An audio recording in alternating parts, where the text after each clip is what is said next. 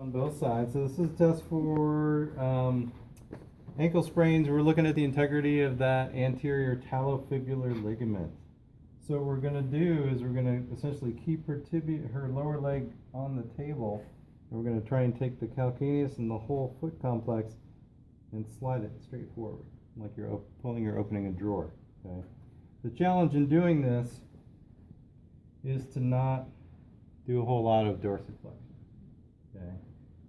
So I'm going to really kind of keep that lower leg where it is. I've got the calcaneus cupped, foot's on my forearm, and I'm just going to try and pull straight towards the ceiling. And there's a little bit of movement there, which is not necessarily a bad thing, because that might be just the way that her ankles are designed, as long as there's no pain and we're not getting excessive movement on one side compared to the other. That one feels a little bit looser, a little bit more of a gap. You can see it, yeah. Any pain? Okay. But that shows you that there's, again, some laxity in that anterior talofibular ligament, which is the one that sits about here. It's on the lateral side. It doesn't quite run straight up and down, not quite straight in line with the foot, but kind of in an angle. So again, when we plantar flex and invert, when we roll the ankle, that's the one that takes the brunt of that motion. So we've got a little bit of laxity in there. Okay. You guys can stick a needle in it. I would do a lot of cross fiber work on that to try and nourish that ligament. Okay. Passive toe extension. If we think she's got some plantar fasciitis pain on the medial aspect of her calcaneus, it might recreate her symptoms when we do passive dorsiflexion. That might create more discomfort because we're really stretching more of that medial aspect of the foot. Okay? Again, not a super specific assessment, but kind of goes along with symptoms. Do you test how this is separate from the other toes, or okay? Yeah. Again, I mean, in theory, you could do all the toes because it does pull on the plantar fascia, but again, we're trying to isolate that medial aspect, which is where the pain typically shows up. After my surgery, I had a lot of cramping. Maybe like a year after the surgery, it started up.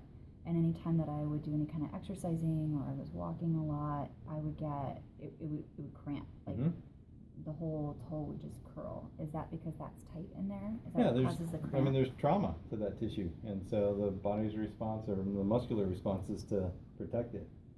So. But that spasm, that muscle spasm will come from a tight, I mean, is that typically from a tight, well, it could be a muscle that's been traumatized that's now tight and guarding around an area, or something that got overstretched and is trying to shorten back up.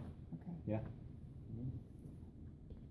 Achilles tendonitis and bursitis. I lied. We're going to have you flip on your belly again, just so you can see. The pinch test. Let's stick with this right ankle.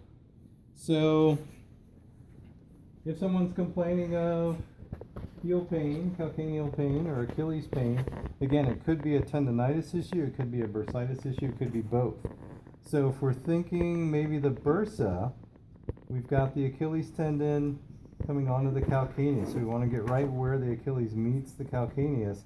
And I want my fingers to go around or in front of that Achilles, because that's in the neighborhood of where the bursa is. So we're going to give that a little squeeze or a pinch.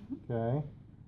So she's got a little tenderness there, as opposed to coming directly on the Achilles and a little bit proximal.